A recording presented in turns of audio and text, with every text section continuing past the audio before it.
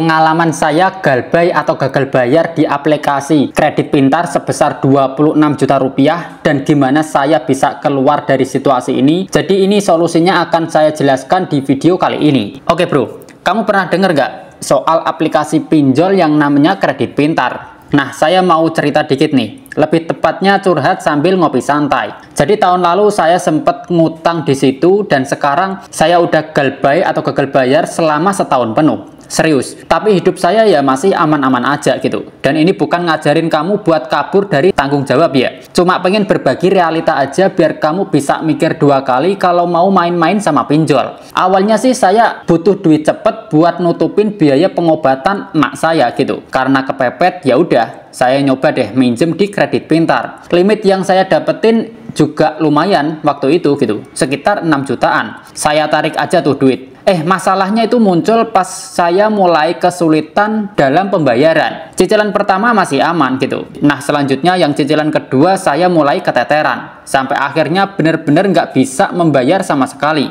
Tagihan saya nambah terus tiap bulan gitu. Kalau dihitung-hitung sampai sekarang itu totalnya nyaris 27 juta cuy. Ngeri banget kan? Awalnya saya ya stresnya itu bukan main gitu. Kepikiran terus tiap malam, takut didatengin, takut diteleponin terus, takut keluarga tahu. Pokoknya parno level dewa gitu. Overthinking yang berlebihan. Tapi lama-lama saya sadar, ternyata ketakutan itu sebagian besar cuma ada di kepala saya doang gitu. Nah, akhirnya saya bisa menarik kesimpulan kalau mental merupakan modal utama kalau mau galbay. Jujur aja ya, galbay itu bukan buat orang yang hatinya lembek. Kalau kamu gampang panik, gampang ke-trigger dengar ancaman, atau belum siap menghadapi tekanan, ya mending jangan dulu main pinjol. Karena realitanya ketika kamu galbay atau gagal bayar, yang pertama kali kena itu mental kamu. HP kamu bakal rame, WhatsApp masuk itu bertubi-tubi, nada-nadanya ya jangan harap sopan gitu. Pasti ancaman dan pasti nggak enak didengar. Saya sempat mikir, wah gimana nih kalau data saya disebar? Bisa bahaya ini. Soalnya kan data kan ya privasi juga kan. Tapi setelah saya cek-cek, ternyata kredit pintar itu nggak kayak beberapa pinjol ilegal yang main sebar data sembarangan. Mereka itu legal, kredit pintar itu terdaftar di otoritas jasa keuangan, dan secara sistem ya lumayan rapi lah. Mereka nggak nyebar data sembarangan. KTP, KK,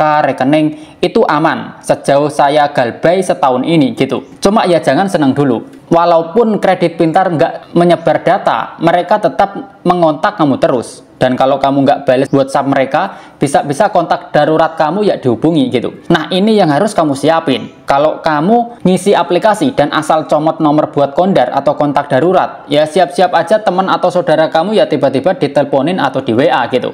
Terus kalau ada yang tanya, kalau kredit pintar itu ada DC lapangannya nggak bang? Nah, ini nih yang sering ditanyain gitu. Bang, kredit pintar itu ada DC lapangannya nggak sih gitu? Nah, jawabannya ada bro. Mereka pernah datang ke rumah saya itu 4 kali sepanjang tahun 2024. Jadi di tahun lalu itu di bulan Juli, Agustus, Oktober, sama Desember.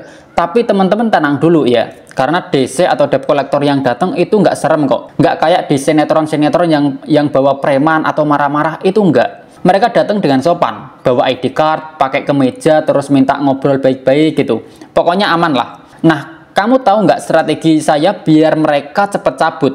Nah, saya sediain bangku, saya suruh duduk, saya buatin kopi, kasih rokok, udah. Serius, saya ngasih rokok 1 bungkus gitu. Bukan berarti saya nyogok atau apalah ya. Cuma saya pengen suasananya itu adem gitu. Dan bener aja mereka nggak lama, cuma ngobrol, minta klarifikasi, terus mereka ya cabut gitu. Terus mereka ya pulang. Intinya jangan panik kalau DC datang ke rumah kamu. Justru kalau kamu panik, ya mereka jadi makin leluasa untuk ngegas gitu. Intinya kamu hadepin aja. Kamu bisa ucap sama mereka, Pak, maaf saya belum bisa membayar. Kalau nanti saya ada rezeki ya pasti akan saya bayar. Tapi kalau soal kapan akan membayar, tanggal pastinya saya belum bisa menentukan gitu. Udah gitu aja. Nggak usah janji-janji palsu. Apalagi bikin perjanjian palsu yang ujungnya kamu langgar juga gitu. Ngapain? Iya kan? Nanti mereka malah balik lagi dan lagi karena janji kamu gitu. Terus kalau ada yang tanya, terus WA atau WhatsApp kredit pintar itu gimana bang? Nyeremin nggak WA-nya mereka? Nah, WA mereka itu isinya ya semacam kayak template lah. Awalnya itu sopan, ngingetin bayar gitu. Nah, kalau kamu cuek, mulai deh nadanya itu tinggi, agak maksa, terus pakai embel-embel, kalau tidak dibayar akan diproses hukum gitu. Kalau nggak gitu ya data Anda akan dikirim ke kantor pusat gitu, dan lain-lain gitu. Tapi kalau udah biasa ya kamu bakal ngerasa kayak, ah ini mah template gitu. Ya skrip doang gitu. Kayak lagu lama yang diputar ulang. Dan saya bilang lagi ya, walaupun ancamannya itu serem, jangan langsung percaya semua. Mereka kadang suka lebay akan kirim 5 orang ke rumah lah, 7 orang lah gitu. Padahal realitanya ya paling banter 2 orang gitu. Itu pun nggak mesti, kebanyakan ya 1 orang gitu. Karena saya sendiri ya pernah ngalamin gitu. Jadi kalau ada WA kayak gitu ya kamu tanggapin dengan logika, bukan panik gitu. Terus gimana kalau mereka ngontak kantor atau tempat kerja, Bang?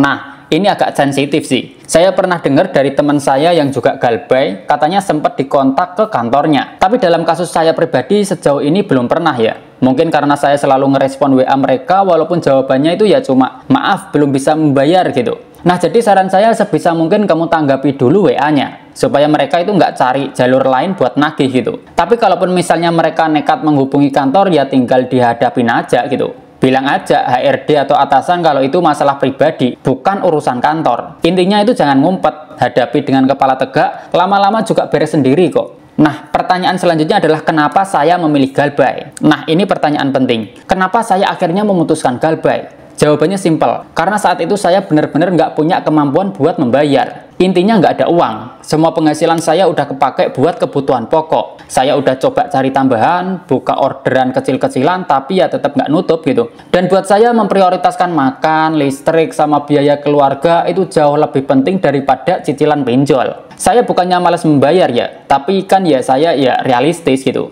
Kalaupun nanti saya udah mampu ya pasti ya saya cicil juga. Tapi untuk saat ini nggak mungkin kan saya korbankan kesehatan emak saya korbankan keberlangsungan hidup keluarga saya cuma demi setor uang ke aplikasi. Itu nggak mungkin gitu. Jadi ada prioritas yang harus diutamakan terlebih dahulu. Jadi kalau menurut saya galbay itu bukan akhir dunia, tapi juga bukan jalan keluar. Jadi yang harus kamu ingat, galbay itu bukan solusi utama. Jangan jadikan kebiasaan gitu. Saya galbay bukan karena saya sengaja lari, tapi karena kepepet dan nggak punya pilihan lain.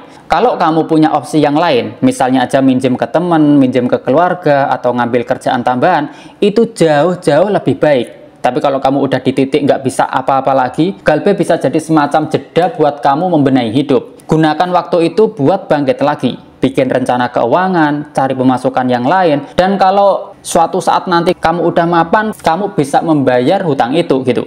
Serius, karena hutang itu mau gimana pun ya tetap tanggung jawab kamu gitu. Jadi intinya kalau menurut saya ya santai aja tapi tetap waras. Saya tahu banget kok perasaan kamu yang baru pertama kali gagal bayar gitu. Saya juga dulu itu ngerasain kayak gitu. Ya pasti panik, deg-degan tiap HP bunyi, takut ada yang datang ke rumah, malu sama tetangga gitu, macam-macam. Tapi setelah dijalani ya ternyata hidup nggak sekelam itu gitu. Asalkan kamu kuat mental ya bisa menghadapinya semuanya dengan tenang. Debt collector itu manusia juga. Mereka kerja, mereka cari makan, kamu ajak ngobrol baik-baik, mereka juga bakal lunak gitu. Nggak semua debt collector itu kasar kok. Bahkan saya nemu beberapa yang sopan banget dan saya respect sama mereka. Kamu perlu mengingat, kalau kamu galbay bukan berarti kamu orang jahat. Kamu cuma lagi di masa yang sulit. Yang penting jangan lari terus gitu. Jangan banyak janji palsu. Kuatkan mental, jangan panik, dan tetap waras. Kalau udah sukses nanti jangan lupa untuk membayar utangnya. Karena hutang kan ya tanggung jawab seumur hidup gitu.